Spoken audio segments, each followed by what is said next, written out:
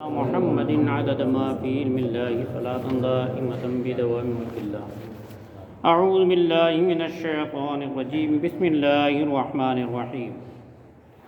والذين آمنوا وعملوا الصالحات أولئك أصحاب الجنة هم فيها خالدون. اور جو ایمان لائے اور اچھے کام کیے وہ جنت والے ہیں، انہیں ہمیشہ اس میں رہنا ہے. کل اس سے پہلے بات گزری تھی یہودیوں کے خطاب کرتے ہوئے اللہ نے فرمایا جو انہوں نے یہ دعویٰ کر رکھا تھا کہ ہم تو چند دنوں کے لیے جہنم میں جائیں گے، تو اللہ نے فرمایا کیوں نہیں، جو برے اعمال کریں گے وہ ہمیشہ کے لیے بھی جہنم میں جائیں گے، جو ایمان نہیں لائیں گے وہ ہمیشہ کے لیے جہنم میں جائیں گے. ایسا کوئی وعدہ تم سے کیا نہیں اللہ نے. اور جو نیک اعمال کریں گے، ایمان لائیں گے، اللہ فرما رہے وہ ہمیشہ کے لیے جنت میں جائیں گے. وَإِذْ أَخَذْنَا مِيثَاقَ بَنِي إِسْرَائِيلَ لَا تَعْبُدُونَ إِلَّا اللَّهَ وَبِالْوَالِدَيْنِ إِحْسَانًا وَذِي الْقُرْبَى وَالْيَتَامَى وَالْمَسَاكِينِ وَقُولُوا لِلنَّاسِ حُسْنًا وَأَقِيمُوا الصَّلَاةَ وَآتُوا الزَّكَاةَ ثُمَّ تَوَلَّيْتُمْ إِلَّا قَلِيلًا مِّنكُمْ وَأَنتُم مُّعْرِضُونَ. اب یہ ایک اور مواخذات ہے.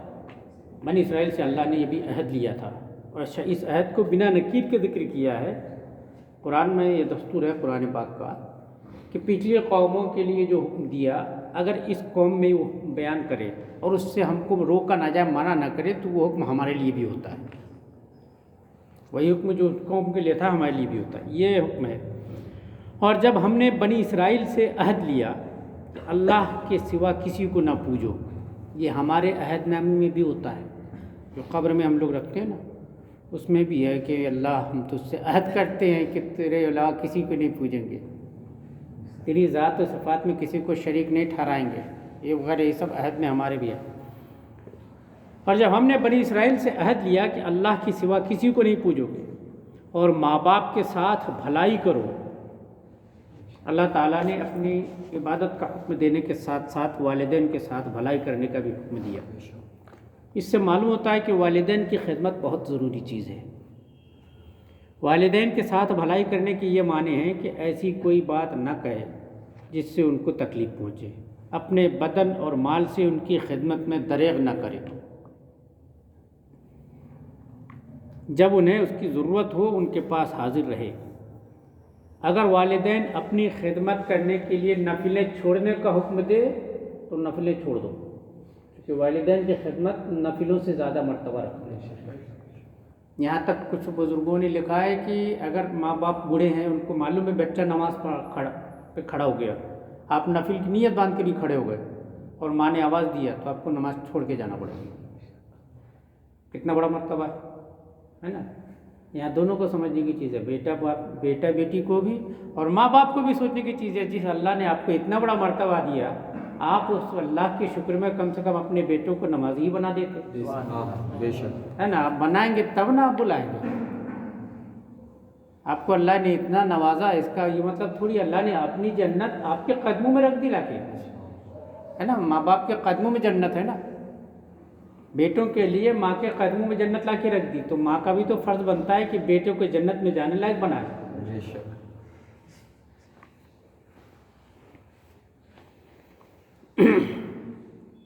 مسئلہ واجبات والدین کے حکم سے نہیں چھوڑے جا سکتے. نفلیں چھوڑ سکتے ہیں، واجبات نہیں، کیونکہ واجب اللہ کا حکم ہوتا ہے. والدین کے ساتھ احسان یعنی بھلائی کرنے کے جو طریقے حدیثوں سے ثابت ہیں وہ یہ ہیں: تہہ دل سے ان کے ساتھ محبت رکھے، چلنے پھرنے میں، اٹھنے بیٹھنے میں ادب کو لازم جانے، ان کی شان میں تعظیم کے الفاظ کہے، ان کو راضی کرنے کی کوشش کرے، اپنے نفیس مال کو ان سے نہ بچائے، ان کے مرنے کے بعد ان کی وصیتیں جاری کرے، ان کے لیے فاتحہ، صدقات، تلاوت قرآن، ایصال ثواب وغیرہ کرتا رہے، اللہ تعالیٰ سے ان کی مغفرت کی دعا کرتے رہے، ہفتے وار ان کی قبر کی زیارت کرے. یہ حدیثوں سے آئے ہیں کہ ماں باپ کے ساتھ بھلائی کرنے کے طریقے کیا ہوں، تو یہ طریقے حدیثوں میں وارد ہوئے. والدین کے ساتھ بھلائی کرنے میں یہ بھی داخل ہے کہ اگر وہ کسی طرح کے گناہوں کے عادی ہو گئے ہوں یا کسی بد مذہبی میں گرفتار ہو گئے ہوں تو نرمی کے ساتھ جتنا ہو سکتا ہے ان کی اس برائی کی عادت کو چھڑانا ہے. بدعقیدگی کو دفع کرنا ہے، اس کے لیے بھی بچوں کو کوشش کرتے رہنا پڑے گا۔ اسی کو کہا جاتا ہے پہلے آپ، پھر باپ، پھر بھائی، پھر کوئی۔ ہم لوگ جماعت بنا کے دوسروں کو سدھارنے نکل جاتے ہیں، ہمارے ماں باپ گناہوں میں مبتلا ہے نا، جماعت بنا کے دوسروں کو سدھارنے نکلے، بھائی ہمارے گناہوں میں ملوث ہیں، پہلے اپنے گھر کو سدھاریے۔ ہر انسان اگر یہ ذمہ داری قبول کر لے کہ انشاءاللہ میں اپنے گھر والوں کو سدھار لوں گا تو سبھی سدھر جائیں گے، بے شک ہے نا۔ مگر ہم اپنا نہیں سدھارنے کے چکر میں دوسروں کو سدھارنے نکل جاتے ہیں، وہ کوئی فائدہ بھی نہیں ہوتا۔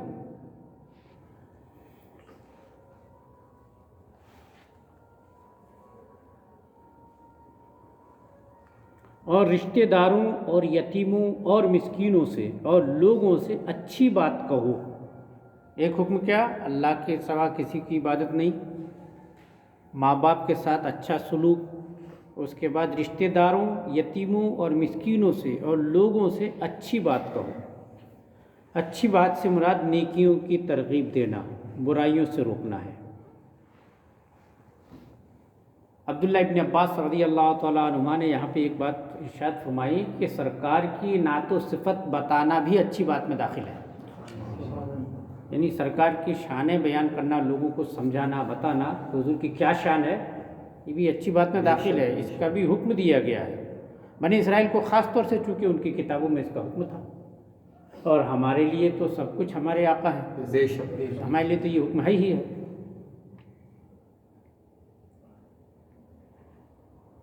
اور نماز قائم رکھو اور زکوٰۃ دو، یہ ان کا عہد نامہ تھا بنی اسرائیل کا۔ پھر تم پھر گئے، عہد کرنے کے بعد تم نے اس کو وفا نہیں کیا۔ بنی اسرائیل کو اللہ فرما رہا ہے پھر تم اس کے بعد پھر گئے، مگر تم میں کے تھوڑے سے لوگ جو ایمان لائے وہ اپنے وعدے پر قائم رہے، جیسے عبداللہ ابن سلام اور ان کے ساتھی والے، ان کے ساتھ والے۔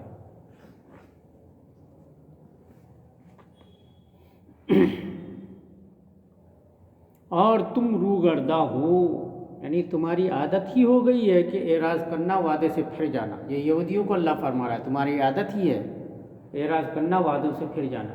بڑے بڑے وعدے تو کیے انہوں نے، ہے نا۔ موسیٰ علیہ السلام سے مانگ مانگ کے کتاب لانے کو بولے، جب کتاب لائے تو بولے ارے یہ بہت بھاری ہے، ہم نہیں مانتے۔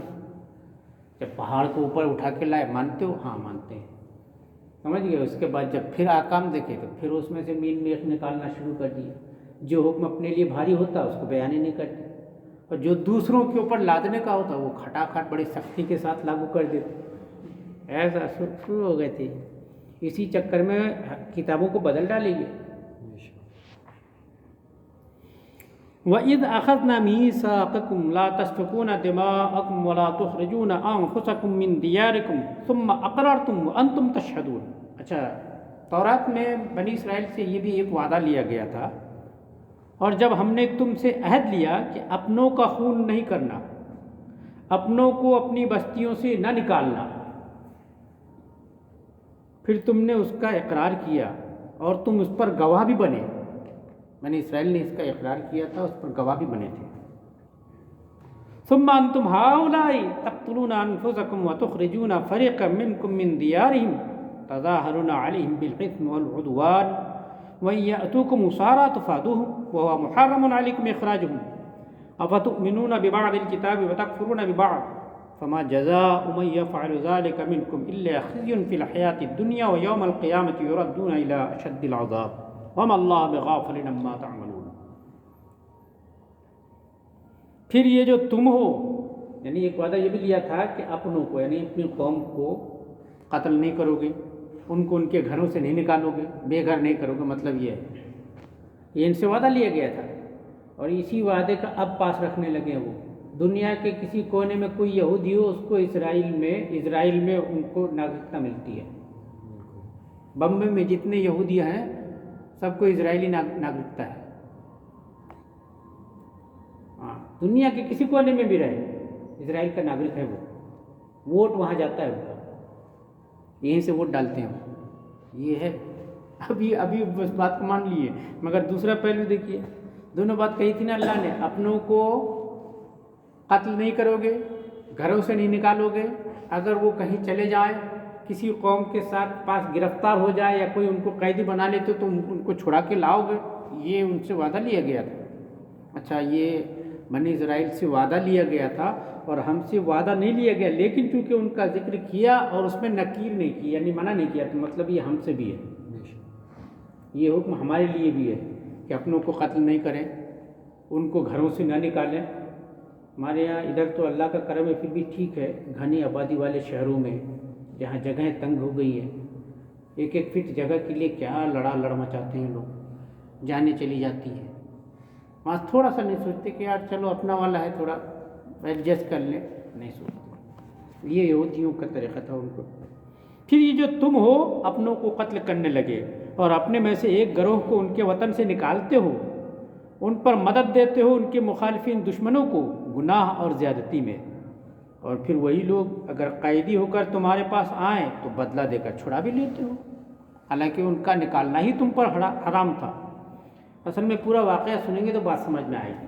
مدینہ کے نواح میں یہودیوں کے 2 قبیلے تھے، بنو قریظہ اور بنو نذیر. اور مدینہ منورہ میں مشرکین کے 2 قبیلے تھے، اوس اور خزرج. تو یہودیوں نے کیا کیا تھا، یہ اوس اور خزرج کھیتی کسانے والے لوگ تھے بیچارے، سیدھے سادے، یہ لڑنا بھیڑنا نہیں جانتے تھے. ان کے پاس ہتھیار بنانے کا بھی سسٹم نہیں تھا، اور یہودیوں کے پاس ایک سے ایک ہتھیار بنانے کی چالیں تھیں. اب ہتھیار بناتے تھے تو اچھا وہاں وہ باہر سے آ کے بسے تھے، زمینیں وغیرہ تھی نہیں ان کے پاس، تو کیسا ہتھیار تھے. تو انہوں نے ہتھیار بنانا شروع کیا. ہتھیار بنا کے ایک قبیلے کو ان نے، ایک قبیلے کو دوسرے قبیلے کو، دونوں قوموں نے دونوں قبیلوں کو اپنا حلیف بنا لیا. حلیف ایسا کہ ہم تمہارے ساتھ ہیں، تمہاری مدد کریں گے، تمہارے اوپر کوئی حملہ کرے گا تو ہم تمہاری طرف سے لڑنے کو آئیں گے، ضرورت پڑے گی تو ہم تم کو سامان دیں گے. یہ وہ تمام وہ حلیف کر لیا. اب یہ حلیف ہو گئے، اب یہ ہتھیاریں بناتے اور ان کو پنکا کے لڑواتے رہتے. وہ آپس میں لڑتے تو ہتھیار چاہیے کہاں سے لائیں گے، انہیں یہودیوں سے ہتھیار لیتے ادھاری میں، اور وہ سود پر سود لگاتے ہوئے ان کی زمینیں، جائیداد، باغات سب کھینچتے جاتے تھے.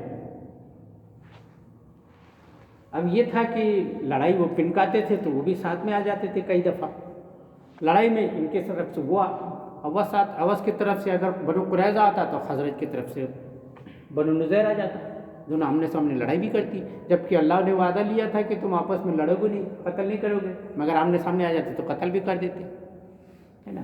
اور قتل نہیں ہوتے، کوئی گرفتار کر کے لایا جاتا تو پھر اپنے حلیف قبیلے کو اس کے خون بہا رقم دے کر کے اس کو چھڑاتے بھی. وہ کہتے کہ دیکھو ہماری کتاب میں یہ وعدہ لیا گیا، آخر یہ یہودی ہے، ہم کو چھڑانا پڑے گا، یہ کہہ کے چھڑا لیتے. اس پر اللہ تعالیٰ توبیخ فرما رہا ہے، یہ کیسی فرما برداری ہے تمہاری. سامنے میدان میں آ جاتا تو قتل کر ڈالتے ہو، قیدی ہو کر کے آتا تو پھر پیسہ دے کے چھڑاتے ہو. یہ کیا ہے؟ اصل میں یہ کچھ نہیں، یہ اللہ کا حکم سمجھ کے نہیں کرتے تھے، یہ اصل میں اپنا روزگار چلاتے تھے. وہ چونکہ اوس اور خزرج کے درمیان کی لڑائی جو ہے نا، وہ اسی لیے لڑاتے ہی تھے، یہی لوگ لڑاتے تھے. اوس اور خزرج میں ایک لڑائی 120 سال چلی ہے دونوں قبیلوں میں. کتنے دن چلی ہے؟ 120 سال. کس کو بولتے ہیں؟ اتنی لمبی لڑائی چلی ہے. صرف کس بات پر؟ ہمارا شاعر زیادہ فصیح ہے، وہ کہتا نہیں ہمارا شاعر کلام عمدہ ہے، بس ہو گئی. ہمارے ہندوستان میں بھی یہ شاعروں میں اللہ معاف فرمائے، اسٹیجوں کے شاعروں میں بھی وہ سمجھتا ہے میں زیادہ عشق والا شعر پڑھ دوں گا. ایسے پڑھتے پڑھتے ایسے گاڑھا شعر پڑھ ڈالتے ہیں، معنی مطلب سمجھتے نہیں، ہے نا. تعریف کے بجائے جا کے نقصان میں پہنچ جاتے ہیں. اعلیٰ حضرت سرکار کے سامنے اشعار پیش کیے جاتے تھے تو آپ نے فرمایا تھا میں نعت میں مولانا کافی کے اشعار سننا پسند کرتا ہوں. ان کے اشعار شریعت کے دائرے کے اندر ہوتے ہیں، باقی تو سب افراط و تفرید کے شکار ہیں، ایسا فرماتے تھے. افراط و تفرید مطلب کوئی اونچا بول جاتا ہے، کوئی نیچا بول جاتا ہے. سرکار کی نعت پڑھنا کوئی آسان کام نہیں ہے. تعریف میں اگر حد سے آگے بڑھ گئے تو خدائی کی بات پہنچ جائے گی، یہ شرک ہو جائے گا، کفر ہو جائے گا. اور تعریف میں ذرا سا نیچے آئے تو حضور کی توہین ہو جائے گی. یہ اپنے ایمان کا خطرہ، دونوں صورت میں ایمان کا خطرہ ہے. پل صراط پر چلنا ہے نعت پڑھنا. مگر اب دیکھو ایسا شعر کہتے کہتے قوال لوگ ان شعروں کو زیادہ پیش کرتے ہیں. اب قوال لوگ کرتے کرتے اب ہمارے نعت خواہ حضرات بھی بنا سمجھے کچھ بھی کہیں بھی داغے رکھتے ہیں. ایک شعر سنا تھا میں نے، تیرے عشق میں رو لینا یہ نماز ہماری ہے، نماز ایسا ہاں قوالی ہے نا. تو کس کے عشق میں؟ پہلی بات یہ ہے جو اللہ کے عشق میں روئے گا تو نماز نہیں پڑھے گا، وہ بیٹھ کے دعا کرے گا. اور اگر رسول کے عشق میں روئے گا تو رسول اللہ فرماتے ہیں نماز میری آنکھوں کی ٹھنڈک ہے، تو نماز نہیں پڑھے گا. یہ کس کے عشق میں رو رو کے نماز غائب کر رہا ہے؟ یہ کسی اور کے عشق میں مبتلا اور اس کو نماز قرار دے رہا ہے. اللہ رسول کے عشق میں اگر کوئی مبتلا ہوا تو یا تو یہ ہو جائے گا کہ شریعت کا مکمل طور پر پابند ہو جائے گا جیسے اعلیٰ حضرت سرکار رحمۃ اللہ علیہ، یا پھر ایسا ہو جائے گا کہ مرفوع القلم ہو جائے گا، جذب کا عالم طاری ہو گیا اور پھر اللہ نے کہا رہنے دو بندے، یہ جو کچھ کرتا ہے سب ٹھیک ہے. ایسا ہوتا ہے. جو مجذوب حضرات ہوتے ہیں وہ مرفوع القلم ہو جاتے ہیں. مرفوع القلم مطلب شریعت کے قلم سے نہ ان کا نیکی لکھا جاتا ہے نہ برائی لکھا جاتا ہے. وہ جو کرتا ہے سب اللہ کو پسند ہے، قبول ہے. بالکل ویسی جو موسیٰ علیہ الصلوۃ والتسلیم نے ایک بندے کو دیکھا تھا جو کہہ رہا تھا میں تجھے نہلاؤں گا دھلاؤں گا اور یہ وہ باتیں کر رہا تھا، جلال میں آ کے ایک تھپڑ مار دی ہے نا. تو پھر اللہ پاک نے فرمایا موسیٰ تو نے غلط کیا. یا اللہ یہ غلط ہوا کیسے؟ فرمایا جاننا چاہتا ہے؟ اس نے کہا حضور پروردگار یہ تو تیری توہین کرتا تھا، نہلانے دھلانے کی بات کرتا ہے، تو سبوح قدوس ہے، تجھے نہلانے کی بات کون کر سکتا ہے؟ یہ تو تیری توہین کرتا تھا. اللہ نے فرمایا موسیٰ مجھے ایک چیز کی حاجت ہے، ذرا اہل دنیا کے پاس جا. کیا پروردگار؟ ارشاد فرمایا مجھے انسان کے گوشت کا ایک ٹکڑا چاہیے، ایک کٹوری لے اور چاقو لے چھری اور جا کے گوشت لے آئے انسانی گوشت کا. وہ سب کے پاس گوشت مانگتے چلے جا رہے ہیں. ارے اللہ نے تھوڑا سا گوشت مانگا، ارے میں نہیں دیتا. سب کے پاس جہاں تک پہنچے سب نے واپس کر دیا نہیں دیتا. اسی بندے کے پاس پہنچ گئے مانگتے مانگتے، ہاں اللہ نے گوشت مانگا ہے، یہاں سے کاٹ کے دیا. ارے بولے پتہ نہیں یہاں والا مانگا کہ یہاں والا مانگا، ادھر سے بھی کاٹ کے دیا، سینے سے کاٹ کے دیا، ہر جگہ سے تھوڑا تھوڑا کاٹ کاٹ کے. موسیٰ میں نے تو اپنے آگے کا کاٹ دیا جہاں جہاں پہنچا، اگر اللہ کو اور چاہیے ہوگا تو بتانا. لے گئے اللہ کے بارگاہ. اللہ نے فرمایا کس نے دیا موسیٰ؟ عرض کیا پروردگار اسی بندے نے جسے میں نے تھپڑ مارا تھا، جو تیری توہین کر رہا تھا. فرمایا موسیٰ کچھ سمجھ میں آیا؟ تم بھی تو انسان تھے، میں نے انسان کا گوشت مانگا تھا. نہیں یہ تو کہہ سکتے تھے میرا ہی کاٹ کے دے دو پروردگار، کہاں آ چاہیے. پوری دنیا گھوم گئے، دیا کس نے؟ اس لیے مجھے اس کی اچھی بری ہر بات قبول ہے. سمجھ گئے؟ اچھا وہ ایسا ہوا کیوں تھا معلوم ہے؟ آخر موسیٰ سے ملاقات کیسے ہو گئی؟ ایک دن حضرت موسیٰ علیہ نبینا علیہ الصلوۃ والتسلیم نے اللہ کی بارگاہ میں عرض کیا ہے اللہ مجھے اپنی پوری محبت دے دے. انہوں نے اللہ سے سوال کیا تھا اللہ تو اپنی پوری محبت مجھے دے دے. اللہ نے فرمایا موسیٰ میری پوری محبت کا حقدار صرف میرا حبیب ہے. سبحان اللہ سبحان اللہ. وہ آدھی دے دے. سوال کیا پھر آدھی دے دے. اللہ نے فرمایا نہیں میری محبت کا حقدار میرا محبوب ہے. سبحان اللہ. تو تھوڑا سا ہی دے دے. ایسی والی بات آتے آتے تو اس بندے سے ملاقات کروائی. اس بندے سے ملاقات کروانے کے بعد جب وہ بات پہنچی گوشت والی، عرض کیا پروردگار آخر یہ تجھے قبول کیوں ہے؟ یہ تو تیری توہین کرتا ہے. اللہ نے فرمایا موسیٰ تو نے مانگا تھا نا میری محبت، اس بندے کے دل میں میری محبت کا ایک ذرہ سما گیا ہے، اس پر اس کی یہ حالت ہو گئی ہے. اور تو نے پوری محبت کا سوال کیا تھا.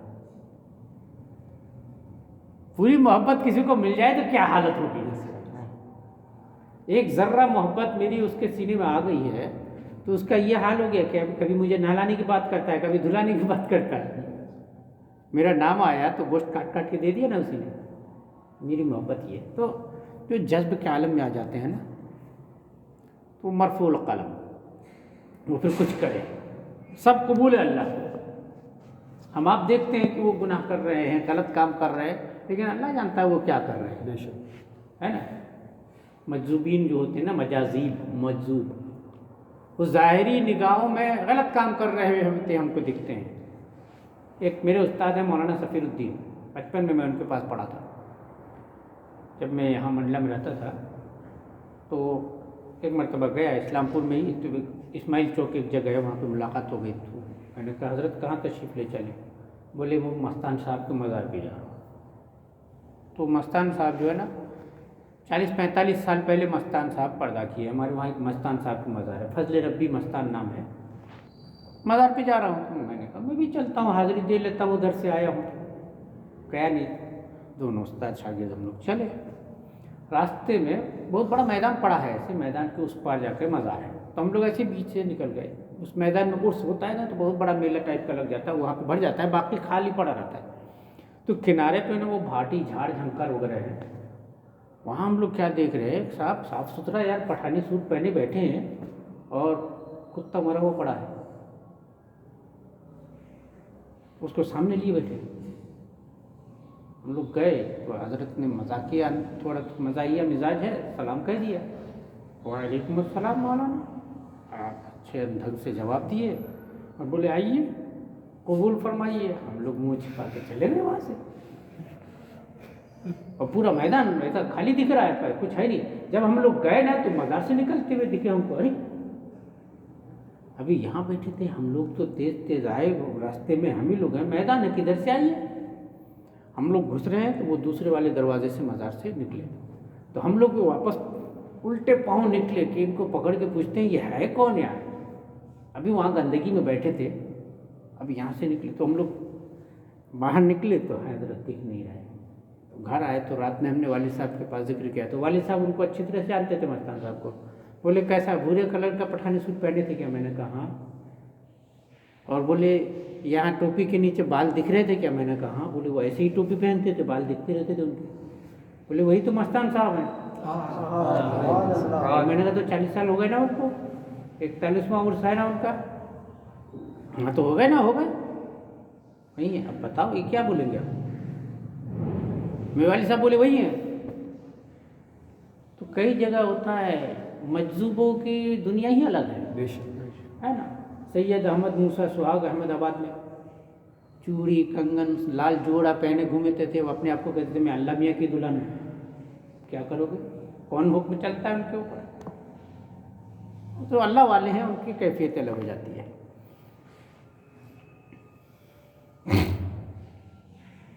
پھر یہ تم ہو اپنوں کو قتل کرنے لگے اور اپنے میں سے ایک گروہ کو ان کے وطن سے نکالتے ہو اور ان پر نکالنے پر مدد دیتے ہو ان کے مخالف کو گناہ اور زیادتی میں. اور اگر وہ قیدی ہو کر تمہارے پاس آئیں تو بدلہ دے کر چھڑا بھی لیتے ہو، حالانکہ ان کا نکالنا ہی تم پر حرام تھا.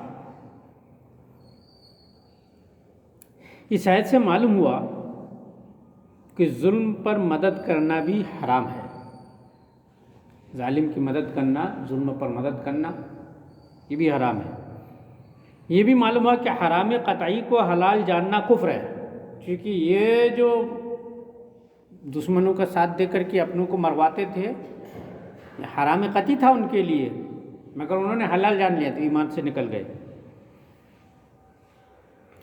یہ بھی معلوم ہوا کہ اللہ کی کتاب کے ایک حکم کا نہ ماننا ساری کتاب کا انکار کرنا ہے نا. اگر آدمی کہتا ہے کہ میں تمام چیزوں کو مانتا ہوں، ایک چیز کا انکار کر جائے تو سب کا انکار مانا جائے. اس آیت میں تنبیہ بھی ہے کہ جب احکام الہی میں سے بعض کا ماننا اور بعض کا نہ ماننا کفر ہوا تو یہودیوں کا حضور کی نبوت تسلیم کرنے سے انکار کرنا اور حضرت موسیٰ کا ماننا ایمان کے لیے کافی نہیں ہے، کہ تمام انبیاء کو قبول کرنا لازم ہے ایمان کے لیے. اب اللہ پر تبصرہ فرما رہا ہے تو کیا خدا کے کچھ حکموں پر ایمان لاتے ہو اور کچھ سے انکار کرتے ہو؟ تو جو تم میں ایسا کرے اس کا بدلہ کیا ہے مگر یہ کہ دنیا میں رسوا ہو اور قیامت میں سخت عذاب کی طرف پھیرے جائیں. دنیا میں تو یہ رسوائی ہوئی کہ بنی قریظہ 3 ہجری میں مارے گئے. ایک دن میں ان کے 700 لوگوں کو قتل کیا حضور نے.